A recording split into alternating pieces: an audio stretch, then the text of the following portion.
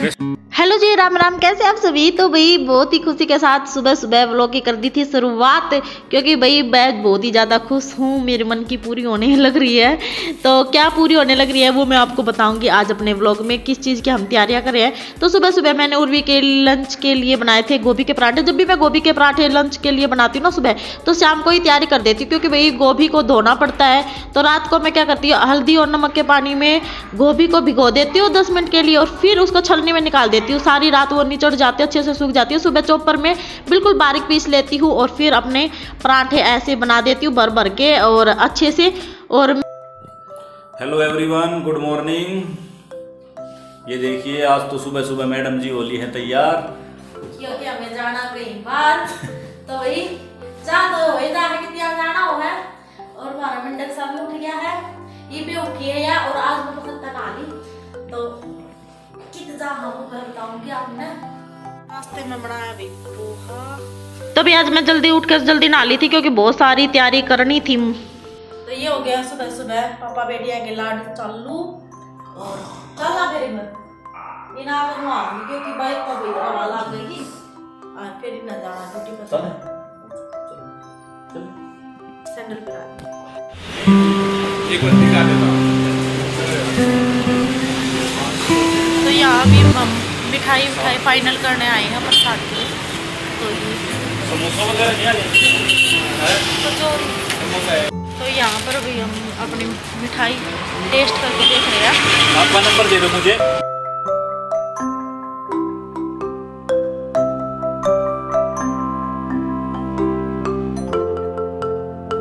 Market से आते ही change कर लिया है और ऊर्जा को भी नहला दिया है।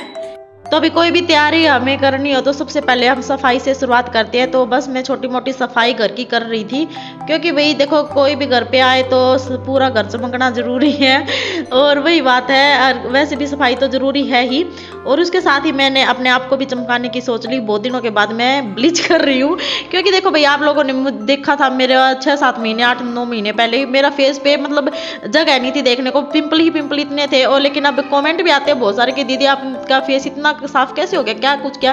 तो भाई बिल्कुल नेचुरल तरीके से किया है, वो मैं बताऊंगी आपको अगर आप बोलोगे तो।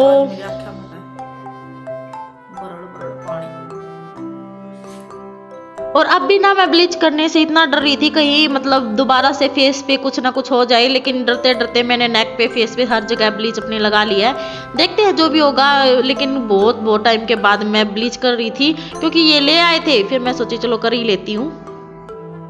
तो भी फाइनली जिस चीज का डर था वो नहीं हुआ। मेरी स्किन एकदम सेफ है, बहुत डर रही थी मैं। और देखो हम अपनी स्किन की बॉडी की कितनी चिंता करते हैं और उतनी ही केयर भी करते हैं, लेकिन बहुत सारे हमारे बॉडी पार्ट्स हैं जो इतने सेंसिटिव होते हैं, उनकी एक्स्ट्रा केयर की जरूरत होती है, लेकिन हमें पता ही नहीं होता वो एक्स्ट्रा केयर करें कैसे। हम बेस्ट से बेस्ट करना चाहते हैं। तो सबसे ज़्यादा सेंसिटिव पार्ट होता है हमारे जो बॉडी का, उसकी केयर आप कैसे करते हो। जी हाँ, यहाँ पर मैं बात कर रही हूँ बिकनी लाइन एरियाज की। नॉर्मली आजकल हाइजीन रखना सब चाहते हैं, केयर भी करते हैं, लेकिन वो केयर नहीं कर पाते जो एक केयर प्रॉपर तरीके से होनी चाहिए। आप बिकनी लाइन हेयर रिमूव के लिए क्या करते हो, वैक्सिंग करवाते हो या सेविंग करते हो या फिर क्रीम आप चूज कर सकते हो। तो बात की जाए वैक्सिंग की, वैक्सिंग बहुत ही ज़्यादा कॉस्टली होती है, साथ ही बहुत ही ज़्यादा पेनफुल होती है, जिसमें मतलब हर लेडी के लिए जो वर्किंग होती है उतना टाइम भी नहीं निकाल सकती, क्योंकि लंबा प्रोसेस होता है। सेकंड बात आती है सेविंग, सबसे इजी स्टेप होता है, लेकिन उसमें भी हमारी स्किन को हार्म इफेक्ट का सामना करना पड़ सकता है, क्योंकि उसमें जो रेजर से रिमूव होते हैं हेयर वो ऊपरी सतह से रिमूव हो जाती है, अंदर से जो हार्डनेस रह जाती है। और फिर बात आती है जो कि आजकल सबसे ज़्यादा यूज की जाती है क्रीम। अगर हम जो भी यूज करते हैं एक वो ही क्रीम हमें यूज करनी चाहिए, जिससे हमारी उसमें ज़्यादा केमिकल्स ना हो, जो स्किन को ज़्यादा इचिंग ना दे और ब्लैकनेस जो सबसे ज़्यादा प्रॉब्लम हमारी होती है बिकनी लाइन एरियाज में। तो कौन सी क्रीम हमें यूज करनी चाहिए। जी हाँ, आज मैं बात करूँगी एवर्टीन बिकनी लाइन के लिए, जो कि स्पेशल डिजाइन की गई है बिकनी लाइन एरिया के लिए ही, बिकनी लाइन के हेयर रिमूव के लिए। इसमें है नेचुरल चमोली एक्सट्रैक्ट और साथ ही में हार्श स्मेल नहीं है इसमें। जो इनग्रोन हेयर्स है वो भी नहीं होंगे आपके, जो बिल्कुल बारीक बारीक और हार्ड हेयर हो जाते हैं। और रेजर बम्प्स कट्स की जो सामना आपको करना ही नहीं पड़ेगा। और ना ही ये बर्निंग करता है स्किन को और स्किन डार्कनिंग को भी रोकता है। तो आप खरीदना चाहते हैं और कैसे खरीदे तो मैं आपको बता देती हूँ। मैंने डिस्क्रिप्शन बॉक्स में दे दिया है लिंक, आप जाके वहां से डायरेक्ट परचेज कर सकते हैं। अमेजोन या फ्लिपकार्ट से भी मंगा सकते हैं। साथ ही आप एवरटेन की साइट पे जाके आप इसको परचेज कर सकते हैं। तो लिंक दे दिया है, आप चेकआउट जरूर कीजिएगा। तो भाई यहाँ पर मैंने सोचा चलो यहाँ पर मैट वगैरह ये कपड़े इतने हो जाते हैं, इनको भी धो देती हूँ। हालांकि वीरवार था लेकिन एक दिन ना धोना तो भी इतने हो जाते हैं। ये देखो कल धोए थे, वो उतार के लेके आई थी, सुबह सुखाए आए थे ये, और मैं फिर आके इनकी तय लगा रही हूँ।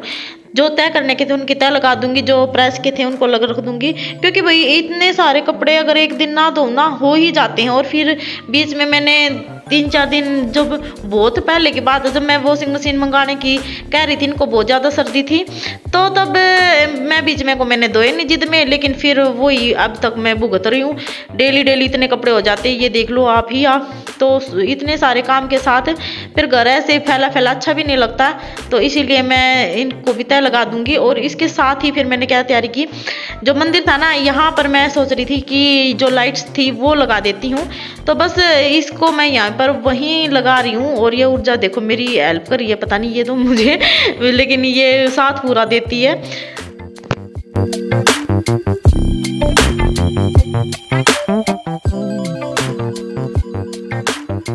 तो गाइस ये देखिए आप, लाइट लगने के बाद कितना अच्छा लग रहा है ना। दोहरी लाइट्स लगा दी। हाँ हमारी उर्जू को पसंद आया ना उर्जू।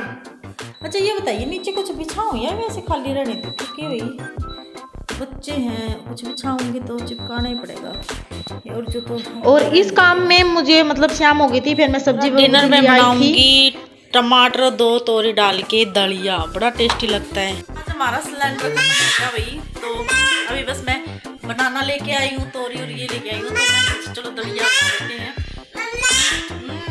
आज हमारे फ्रिज में ये बर्फ डिलीवर की है, इतनी बड़ी बर्फ। उसके नीचे जब जाती है ना तो ये कई बार मैंने निकाली, आप लोगों को दिखाया। और ये तोरी डाल के टमाटर डाल के दलिया बड़ा अच्छा लगता है। ये देखिए कलर भी कितना अच्छा आया हुआ है और मेरा तो फेवरेट है ही ये। फिर उसके बाद हो गई थी रात, फिर मैंने सोचा नहीं भाई अभी मैं पूरा काम निपटाऊंगी, किचन को भी मैं समेट ही देती हूँ। हैदराबाद के कराची बिस्कुट खा लो, फेमस है।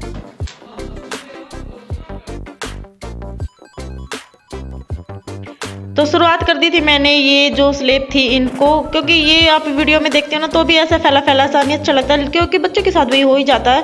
तो काफ़ी दिन से मैंने ये इसको ठीक किया ही नहीं था, तो बस इनको फटाफट क्लीन किया। लेकिन टाइम बहुत लगा, रात हो गई थी इसमें ही बहुत ज़्यादा, लेकिन फिर भी मेरे को करना था। क्योंकि भाई मेरे घर में फंक्शन ही कुछ ऐसा है, मतलब माता रानी की दया से कृपा से मैं कीर्तन करवा रही हूँ, माता रानी करवा रही है, मैं क्या करवा रही हूँ भाई, माता रानी मेरे घर में कीर्तन करवा रही है।